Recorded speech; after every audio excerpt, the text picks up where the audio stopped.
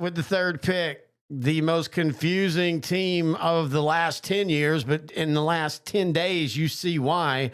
As the New York Giants, a lot of people kind of felt that Shedeur Sanders was going to be the pick. It kind of fits, big name, big town, big apple.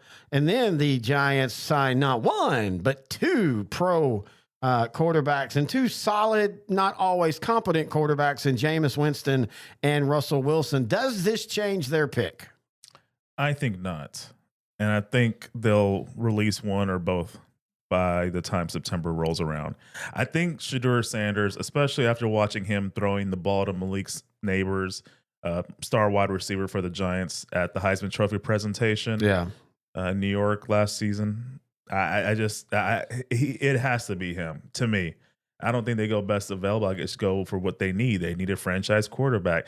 Wilson's a 1-year guy. Winston's a 1-year guy, or maybe 2-year guy. Well, and apparently some are saying that Winston was told going in, like, you're getting a 2-year deal because we're not promising you starter, but we're promising you that, as long as you're a good locker room guy and all that, you've got a job for the next 2 years. Which teammates love him. Yes, and a job in the next 2 years with a high probability that you will get some playing time. So I don't mind that. It's the Russell Wilson move that makes no sense to me. I do think it maybe changes how they feel. Maybe they don't feel that Sanders is the impact guy that they need, that he's not the next.